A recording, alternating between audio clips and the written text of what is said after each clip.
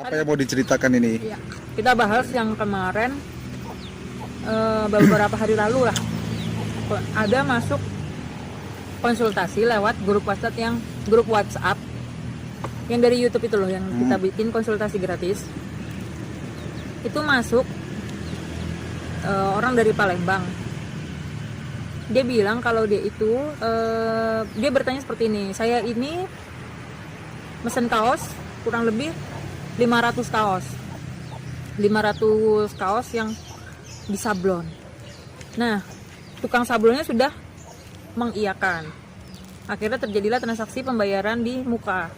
Jadi semua dibayar di muka, nggak ada DP, jadi dilunasi sama si yang berkonsultasi ini. Terus ketika hari H barang itu datang hanya 300 kaos.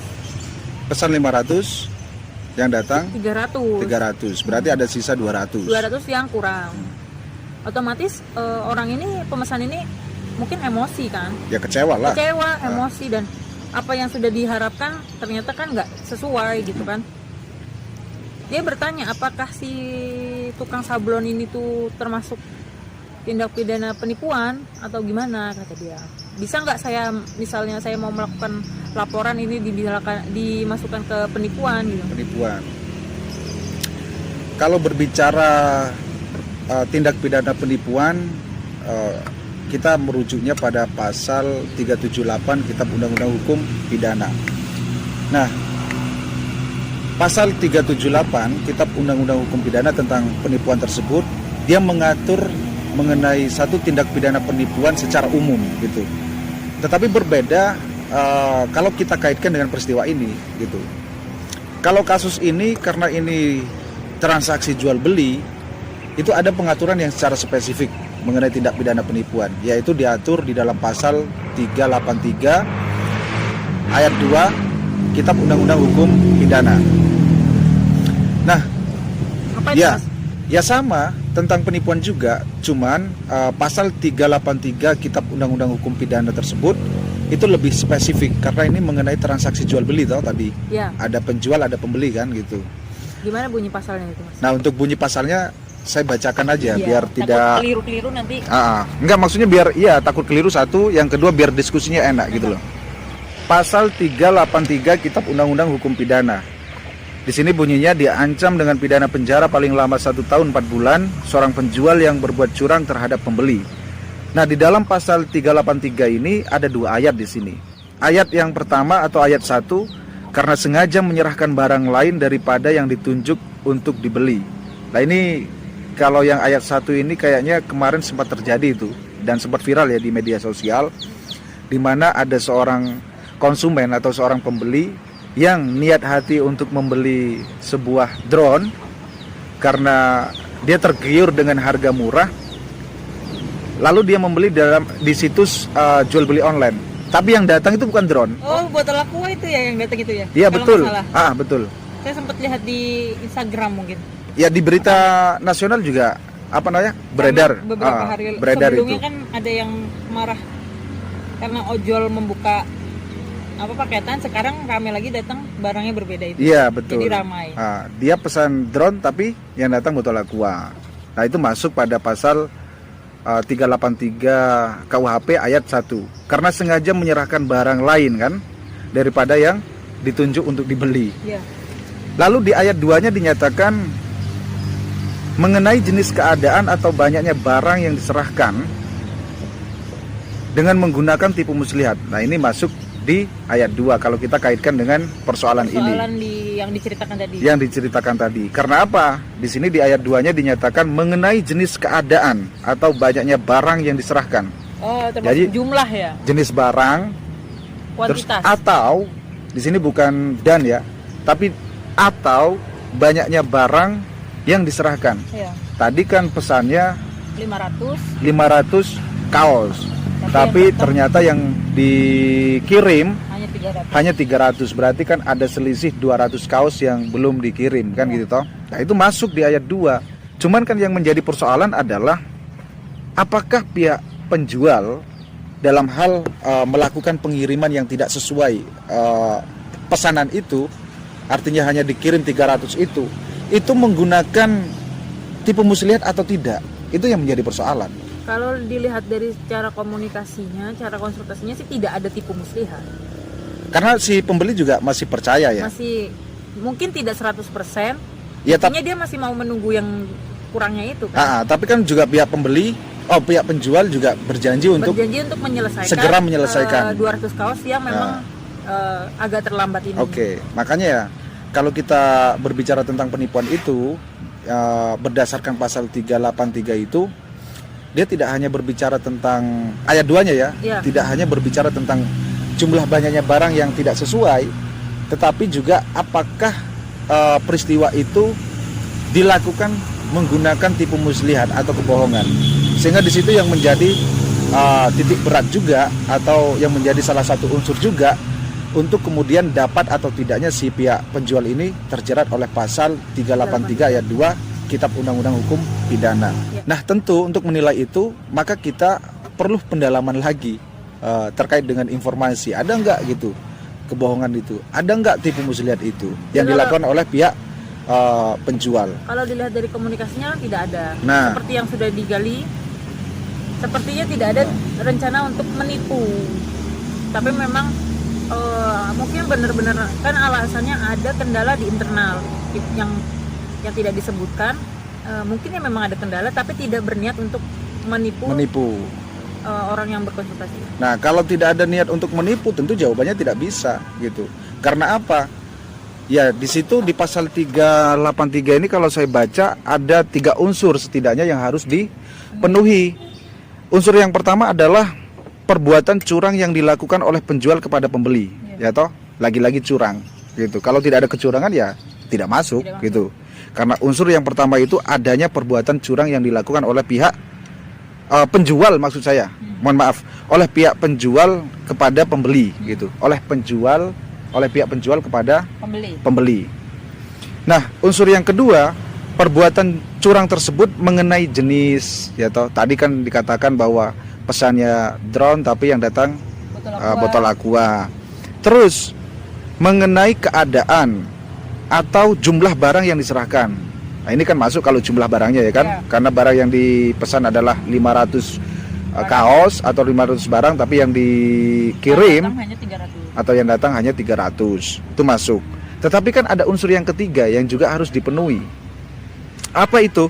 Perbuatan tersebut dilakukan dengan menggunakan tipu muslihat. Nah, ini yang penting. Nah, sayangnya di sini kita tidak mendapatkan informasi lebih jauh terkait apa sih penyebabnya sehingga kemudian penjual ini tidak menyelesaikan 500 kaos gitu. Yang hanya dia selesaikan cuma 300 kaos, kan kayak gitu. Karena gini, Mbak, kalau kita berbicara sebab itu banyak faktornya gitu yang melatar belakangi. Maka kita sebelum menilai apakah ini masuk dalam unsur tindak pidana penipuan atau tidak, ya kita harus tahu sebabnya, kan kayak gitu toh. Pasti akan muncul tapi Mas, dari pertanyaan, dari benak siapa? Pemesan. Pembeli ya? Iya. Nah, terus? Kalau ada masalah, kenapa waktu itu nggak ngomong? Kenapa giliran hari H baru ngomong kalau ada masalah? Nah, itu tadi, Saman mendapatkan informasi itu nggak gitu loh? Sepertinya tidak. Nah, kalau tidak mendapatkan informasi itu, maka kembali lagi seperti yang saya bilang tadi bahwa sayangnya kita ini tidak mendapatkan informasi lebih lanjut. Kenapa? Kan kayak gitu sebabnya itu. Karena di situ pasti ada proses komunikasi antara penjual dengan pembeli. Nah, yang saya khawatirkan, kenapa penjual itu tidak menyelesaikan sesuai pesanan itu, dikarenakan kesalahan teknis yang itu tidak sama-sama diinginkan baik itu oleh penjual ataupun oleh pihak pembeli. Misalkan ya, tiba-tiba mesinnya rusak. Nah, itu kan hal-hal yang sebenarnya tidak diinginkan baik itu oleh penjual ataupun oleh pihak pembeli. Atau ada beberapa karyawan yang tiba-tiba sakit, ya toh, itu juga hal-hal yang di luar keinginan baik itu oleh penjual ataupun pembeli, sehingga kemudian target untuk penyelesaian 500 kaos itu tidak tercapai. Nah, untuk itu maka saya tekankan gitu, memang perlu untuk kita mengetahui gitu sebabnya itu apa gitu loh. Dan itu tentu yang lebih tahu adalah antara pembeli dengan penjual. Jadi kayak gitu. Katakanlah tidak ada kebohongan atau tidak memenuhi 3 unsur tadi yang sudah disebutkan, pasal 383 khususnya juga ayat 2. Kalau misalnya dilihat dari mata pembeli ya, apakah bisa dikatakan si penjual ini wan prestasi kepada pembeli tadi? Ya, kalau tidak memenuhi 3 unsur seperti yang sudah saya jelaskan di dalam pasal 383 Kitab Undang-Undang Hukum Pidana, khususnya di ayat 2, tentu ya memang tidak akan pernah bisa dijerat gitu oleh pasal itu. Nah, kalau kita bicara wan prestasi, itu kan 2 hal yang berbeda, karena yang kita bahas di awal itu adalah konteks hukum pidana, sementara wan prestasi itu masuk pada wilayah hukum perdata. Nah, sebelum menjawab wan prestasi atau tidak, maka kita harus paham terlebih dahulu apa sih yang dimaksud dengan wan prestasi itu. Wan prestasi itu adalah di mana keadaan salah satu pihak tidak memenuhi prestasinya.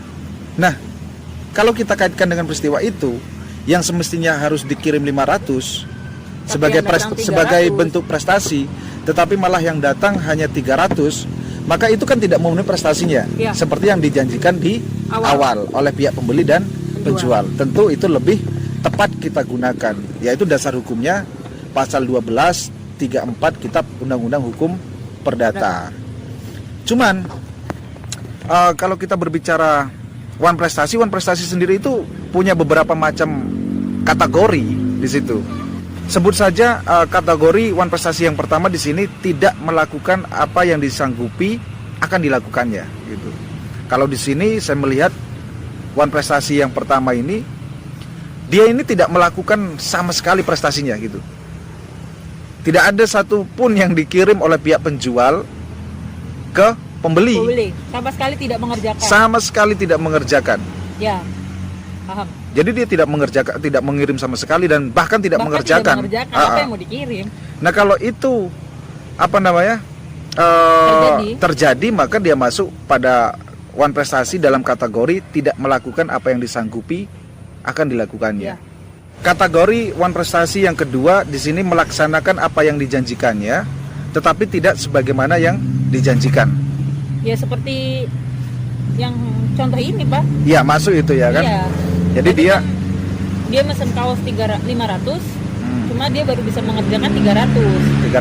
Kurang 200. Kan kurang 200 loh. Nah, itu kan dia sudah melaksanakan prestasinya. Meskipun masih ada kekurangan. Karena kekurangan itu nanti kan rujukannya pada kesepakatan. Artinya kan tidak sesuai dengan kesepakatan di awal. Terus kategori wan prestasi yang ketiga, melakukan apa yang dijanjikannya tetapi terlambat. Ini masuk dalam konteks ini juga. Sama kan? Karena keterlambatan tadi itu. Karena dia kan minta maaf nih. Orang penjual ini kan minta maaf dan dia berjanji untuk menyelesaikan segera. Sisanya itu. Kan terlambat toh. Dan kategori wan prestasi yang keempat, dia melakukan sesuatu yang menurut perjanjian tidak boleh dilakukan. Itulah 4 macam kategori wan prestasi atau 4 macam wan prestasi. Nah, di mana yang lebih tepat dalam kaitan peristiwa ini kalau menurut saya ada di 2 poin. Yang pertama, melaksanakan apa yang dijanjikannya tetapi tidak sebagaimana dijanjikan.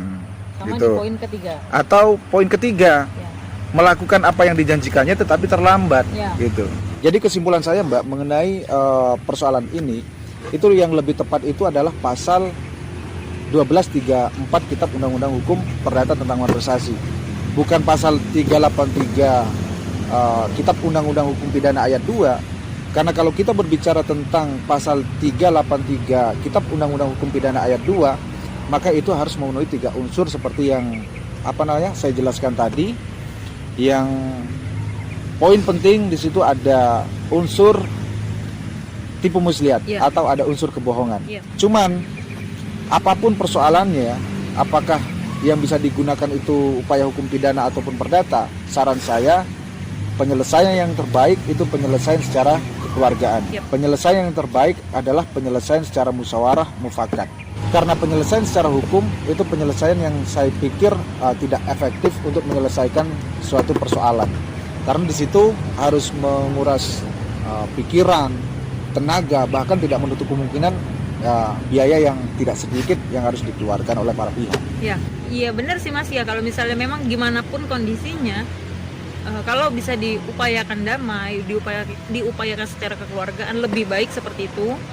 Karena bermula kan dari kesepakatan yang baik, ya kan. Tapi memang jika merasa dirugikan dan benar-benar merasa ditipu, baru bisa diupayakan ke jalur hukum, lebih baiknya seperti itu.